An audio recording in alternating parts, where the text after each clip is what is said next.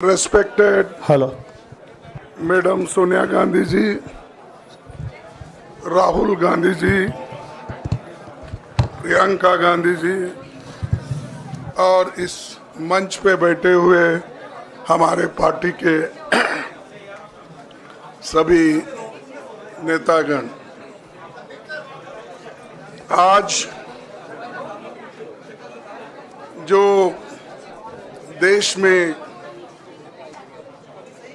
चुनाव के रिजल्ट आए हैं,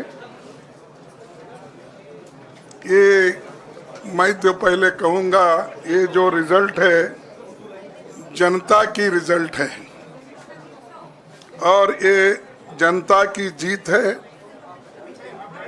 और लोकतंत्र की जीत है। हम पहले से यही कह रहे थे कि ये लड़ाई हमारी मोदी वर्सेस जनता है, लोग हैं। तो 18वीं लोकसभा के चुनाव में हम विनम्रता से जनमत को स्वीकार करते हैं। इस बार जनता ने किसी एक दल को पूर्ण बहुमत नहीं दिया, खासकर सत्ताधारी दल भाजपा ने एक व्यक्ति एक चेहरे के नाम पर वोट मांगा। अब ये स्पष्ट हो गया है कि ये मैंडेट मोदी जी के खिलाफ गया है। ये उनकी राजनीतिक और नैतिक हार है। जो व्यक्ति बार बार अपने नाम से ही हर जगह वोट मांगते थे, उनकी ये बहुत बड़ी हार है और नैतिक दृष्टि से ये तो उनको बहुत बड़ा नुकसान हुआ है। आप जानते हैं कि कांग्रेस पार्टी और हमारे इंडिया गठबंधन से बहुत प्रतिकूल माहौल में चुनाव लड़ा। सरकारी मशीनरी ने कदम कदम पर अवरोध डाला, बैंक खाते सीज करने से लेकर तमाम नेताओं के खिलाफ अभियान चलाया।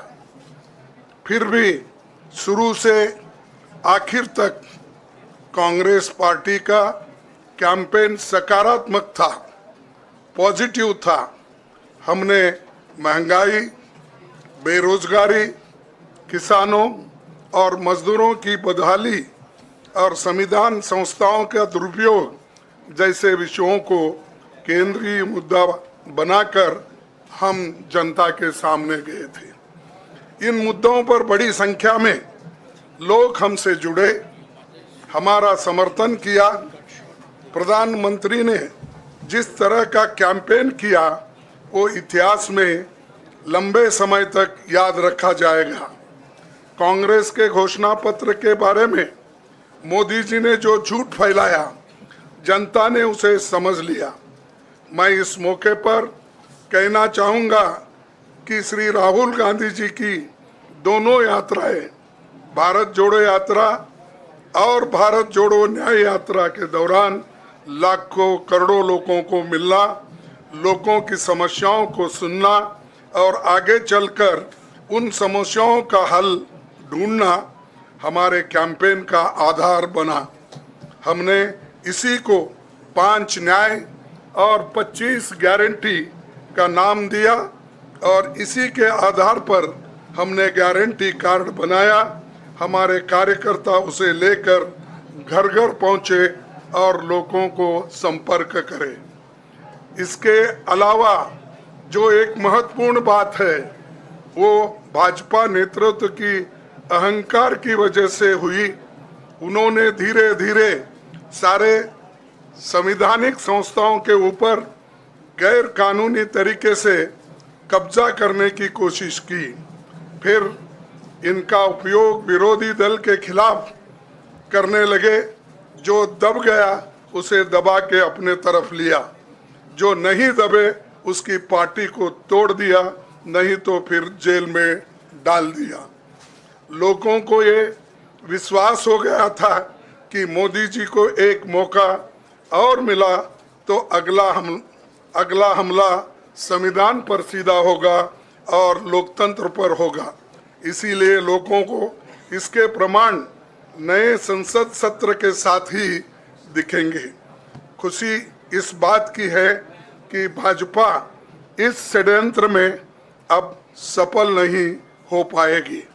मैं इस अवसर पर सीपीपी चेयरपर्सन श्रीमती सोनिया गांधी जी, हमारे लोकप्रिय नेता राहुल गांधी जी, प्रियंका गांधी जी का विशेष मैं धन्यवाद करना चाहता हूं।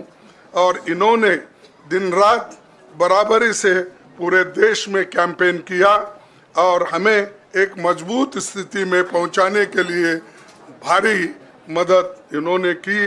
और मैं ये कहूँगा कि इनके वजह से हमको बहुत बड़ा प्रोत्साहन देश में मिला और आज ये स्थिति जो बनी है उनके वजह से बनी। और हमारे करोड़ों कार्यकर्ता जो है देश में, उन्होंने भी हमारा साथ दिया। इसीलिए मैं बहुत बहुत उनको धन्यवाद देता हूं। आखिर मैं इंडिया गठबंधन के अपने सभी साथियों और शुभचिंतकों का धन्यवाद करता हूं। सभी एक साथ मिलकर एक स्वर में रहे, सभी ने मिलकर प्रचार किया और एक दूसरे की मदद की। हमारे हजारों लाखों कार्यकर्ताओं ने अच्छे तालमेल के साथ काम किया। आप सभी का धन्यवाद। अभी हमारी लड़ाई अंजाम तक नहीं पहुंची है। हम सबको आने वाले दिनों में इसी तरह लोगों के अधिकारों के लिए, संविधान की रक्षा के लिए, लोकतंत्र के बचाव के लिए, देश की तरक्की के लिए, सीमाओं पर सुरक्षा के लिए लड़ते रहना चाहेंगे। हमें सुनिश्चित करना होगा कि संसद सुचारू रूप से चले, विपक्ष के मुद्दों को प्राथमिकता मिले, संसद में उन पर बहस हो। आने वाले दिन महत्वपूर्ण होंगे। हम आपसे बात करेंगे जब कभी भी मौका मिले। आप सभी को मेरा धन्यवाद। और आपका साथ भी हमको रहा और हमने चुनाव में भी जहाँ हमको जितना हो सकता है वो साथ आपने दिया। इसलिए आप सभी को भी मैं धन्यवाद करता हूँ और सभी को नमस्कार।